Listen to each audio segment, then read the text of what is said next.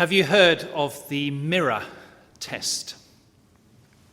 It was a test invented about 50 years ago now as a way of testing whether small children could recognize their own face. And the way it worked was that a large spot of paint or ink was put on the child's forehead without them realizing that you'd done that. And then a mirror was held up to the child. So if they were like a 1-year-old, then they would just laugh at the funny face that they're seeing in the mirror with the big spot of ink on it. But if they were more like a 2-year-old, then they found out that the child, as soon as he saw the image in the mirror, would reach up to his own head.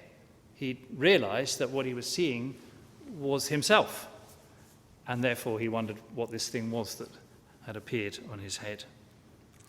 As children grow, they learn who they are. They learn what they look like, thanks to mirrors and cameras. They learn what their name is. They learn who their family is that they belong to. And as adults too, we also are constantly learning about who we are. I remember my mother spent hours and hours tracing our family tree, which I think is a very popular hobby.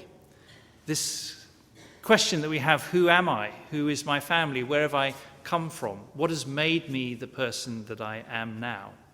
Seems to be an important question. But there is another question. Who is Jesus? To a lot of people, that would seem a relatively unimportant question. Whoever he was, he lived a long time ago. I mean, he wasn't even English.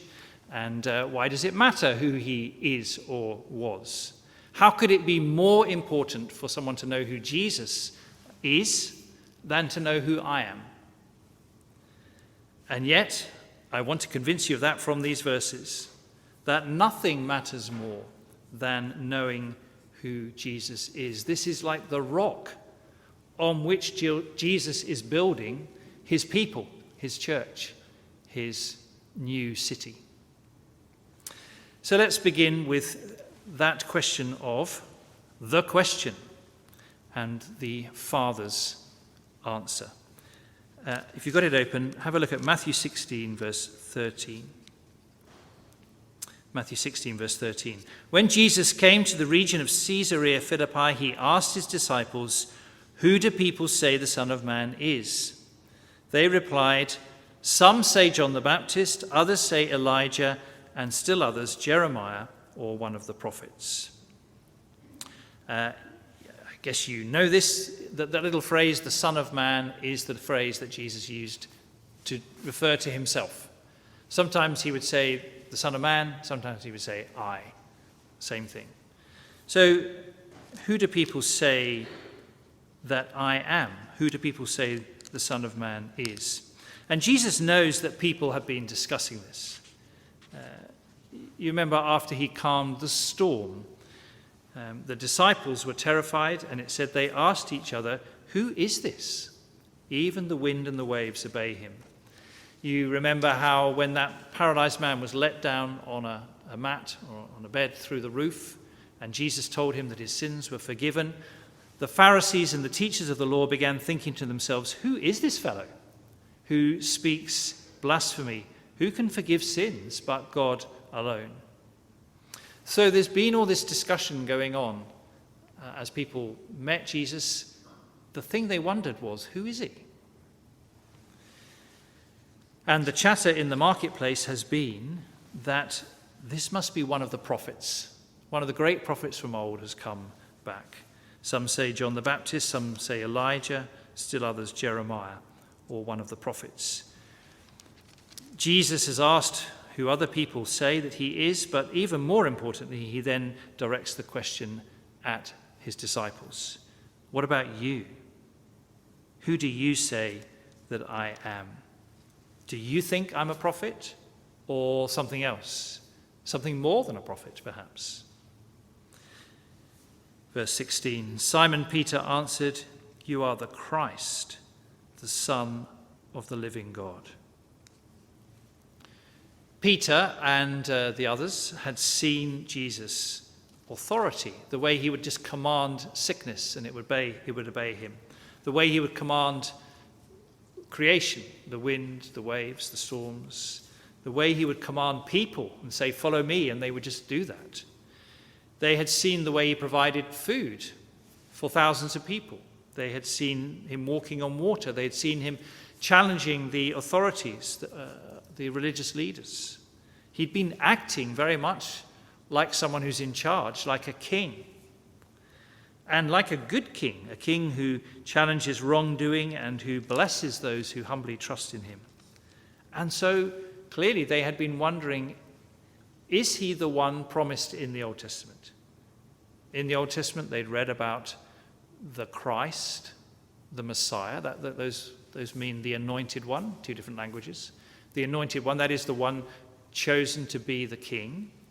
They knew that such a figure was promised, one who would come from God to rescue people, to establish a people who would belong to God forever. They also knew that in the Old Testament, God's Son was a way of talking about the King. So Peter says, "You are the Christ, the Son of the living God." And Jesus confirms not only that the question is important, but that Peter's answer is right. He doesn't say, "Well done, Simon Peter, you're a bright spark." He reminds him that it's God, the Father, who has given him that answer. Verse 17, Jesus replied, "Blessed are you, Simon, son of Jonah, for this was not revealed to you by man, but by my Father in heaven." The question and the Father's answer that he's given to Simon Peter. This is a picture of Bell Rock Lighthouse, which is in the North Sea, just to the northeast of Edinburgh, built between 1807 and 1810.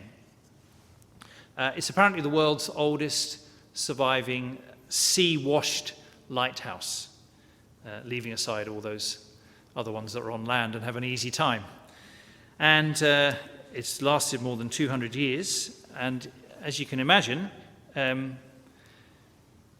you can see the lighthouse there with the sea washing around it, but there must be something pretty solid below the water level to have kept it there. And in fact, the huge granite blocks that it's made of are kind of dovetailed, so they slot into each other. And it's been there 200 years, and they've not had to rebuild the base, the foundation in any way over all that time. If only our houses were built quite as well as that.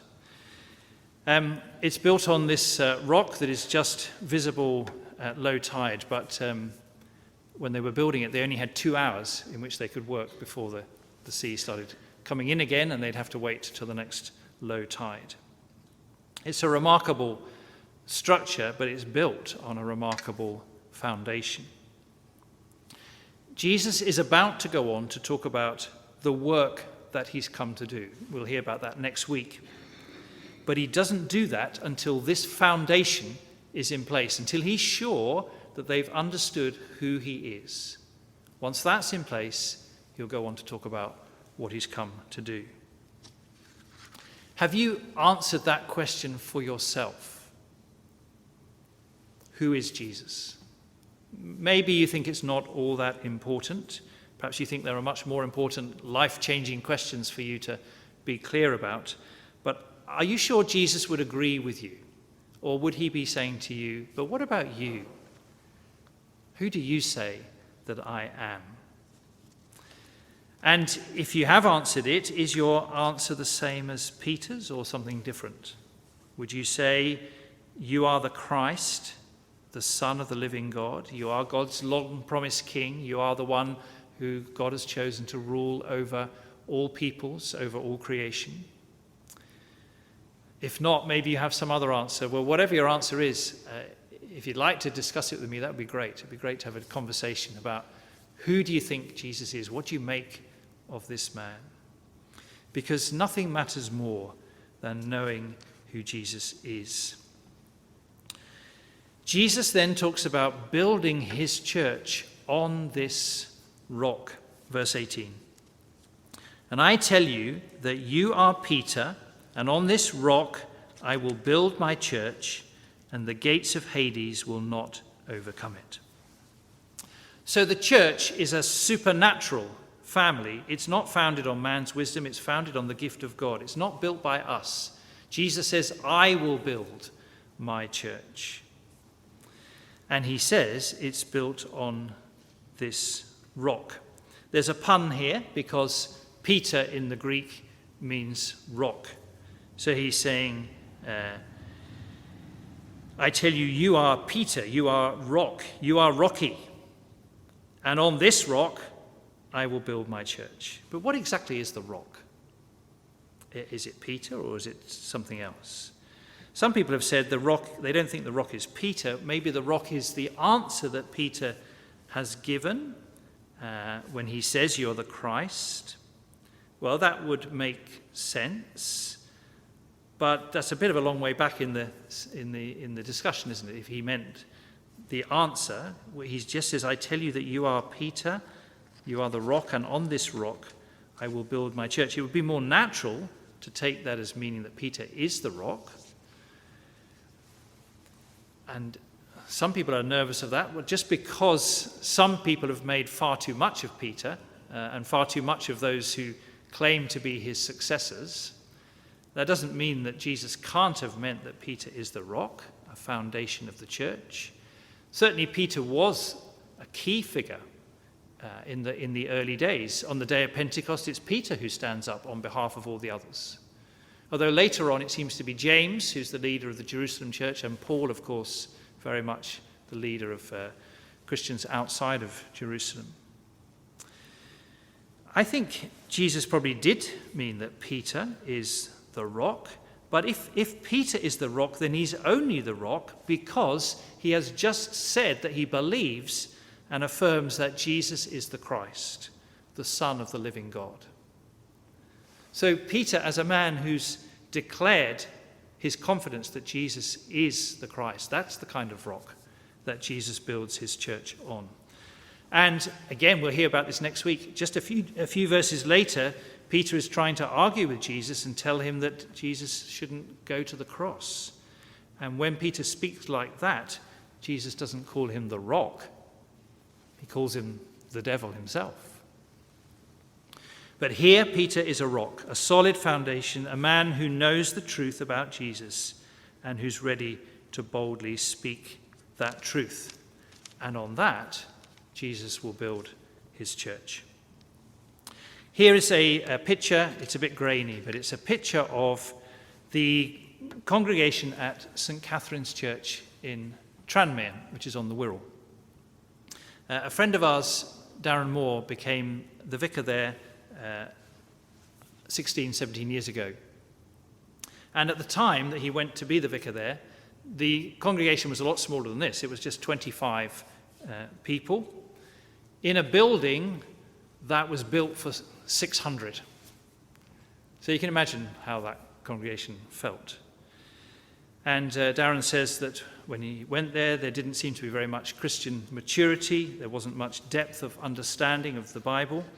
Plus, it was an area, as it still is, of very high unemployment. There were very few people around, and even fewer in the church, who the world would call wealthy or powerful or impressive or influential. But Darren says he was drawn to it because it seemed a hopeless situation. He said, I want to put into practice my belief that the simple power of Christ's gospel is enough. Enough for a church to grow. Darren's moved on. He's not the vicar there now, but this is a recent photo, and the church certainly has grown. God didn't build his church on our wisdom or our power. He builds it by convincing men and women and children of the truth about who Jesus is, that he is God's chosen king, he's the Christ, he's the Son of the living God. And although this doesn't always happen, individual congregations may indeed die and may be replaced by others, and denominations come and go, but the Church of Christ, taken as a whole, across the world, across the generations, can never be defeated. That's what Jesus says here, isn't it? I tell you that you are Peter. On this rock I will build my church, and the gates of Hades will not overcome it. The gates of Hades, that is death herself, even man's greatest enemy, cannot destroy the church of Jesus Christ. Somebody has said, the Church of Jesus Christ is the only family that never loses a member through death. You ever think about that? And if you perhaps feel that you are on the outside looking in at the church, wondering, what is this Christian faith all about? Then let me suggest this is the place to begin with the question, who is Jesus? Pick up one of the Gospels, if you've got one at home, or there are copies at the back of the church that you're welcome to take away. I'm confident that they're there. They usually are, and if they're not, I'll give you one to have a word with me. Take a Gospel and just read it. See Jesus. Hear Jesus speak. And let me suggest, don't get beyond halfway through the Gospel before you stop and answer that question for yourself. What do you make of this man? How do you account for Jesus? Who do you say that he is? Because nothing matters more than knowing who Jesus is.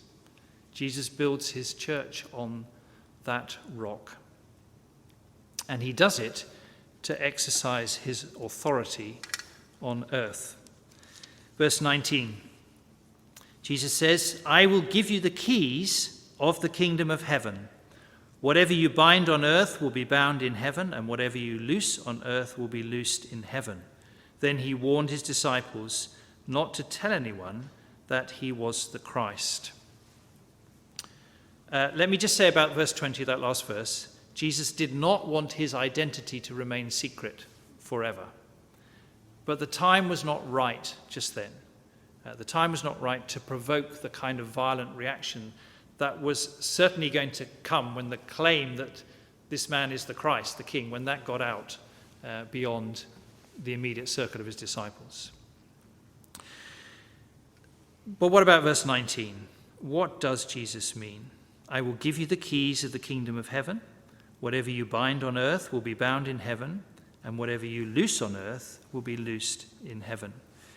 Is Jesus saying that Peter, or the church more widely, is going to be given a key that opens the door to the kingdom of heaven so that he can, as it were, decide who enters?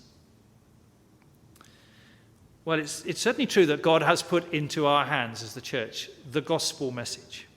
And as that truth about Jesus is proclaimed, people will either accept that message or they will turn away from it. So we have been given a message that is a key that unlocks the kingdom of heaven, depending on how people respond to the message. But I don't think that's really what Jesus means here. He's not giving one key, is he, if you look at it? I will give you the keys of the kingdom of heaven. It's a bunch of keys. And he's giving it to Peter here, but just a page on in Matthew 18:18, the same kind of language is used about all of the disciples. So it's clear that this will spread out from Peter. I don't think this is so much about Peter controlling the pearly gates, which is how some people have taken it, letting some people in and not others. It's about Peter as a steward in God's household, which is the church. A steward is the kind of person who walks around with a bunch of keys. He can lock and unlock rooms, the storerooms. He has administrative authority. He has responsibility for the life of the household. And the church, of course, is a household. And Jesus is, I would suggest, giving to men that authority, that responsibility in his kingdom. When it says the kingdom of heaven, that's not talking about heaven. It's talking about the kingdom of heaven, which is the same as the kingdom of God, which is the same as the church, which is the same as the city that God is building. And the tense of the verse there is a bit strange, and if you're following the NIV, there's a footnote which says that will be might mean have been, and I suggest that is the way to take it. So it's not that Peter determines what happens in heaven, but that as he exercises authority, he's going to be guided as a faithful steward in God's household. He's going to be guided to decide things that are in line with what already has been decided in heaven. So you would read it like this: whatever you bind on earth will have been bound in heaven, and whatever you loose on earth will have been loosed in heaven. God has established three main authorities in the world: the authority of the state, the king or the government, the authority of the church, and the authority of the family. Some people think that God has given to kings or governors the highest level of authority, and then a lesser authority to the church and to families. But that's not really how the Bible puts it. The authorities of the state, the church, and the family, they each have their own areas, their own spheres of authority, and they each have boundaries, limits to where they are meant to exercise that authority. And all three of them come under the authority of God and his word. So some of the protests and the legal battles of this last year, where Christians have, through people like Christian Concern, where Christians have taken action, it's been about reminding the government and re-establishing that they must not usurp the proper authority of parents or church leaders. There's a boundary to their authority. There are times for respectfully reminding governors, kings, rulers, that they might have stepped over the boundaries of their authority. And there are times when those with God-given authority must protect the people in their charge from other authorities. For example, when parents refuse to let their children be taught things that are not true. And as another example, if this ever happened, and I think our government has now rowed back a bit from this, but if they were to tell churches that it's only those with vaccine passports that could come to worship, then I think we would have a responsibility, and I would have a responsibility to say, hang on a minute, this is Jesus' family, this is Jesus' table, and we are not going to exclude anyone on the basis of rules that have no basis in the Bible. Who do you think Jesus is? It may seem an unimportant question, but I hope you've seen that Jesus would not agree with that. Nothing matters more than knowing who Jesus is and being prepared to say that out loud. So let me ask you again, are you sure about your answer to that question? And if you are sure, are you willing to give a clear answer when you're asked? And is that the conviction that your faith, that your life is built on, founded on? Because Jesus says that this is the foundation, and on this foundation Jesus builds his church, and it's a church that must exercise his loving authority in this world. Shall we pray together?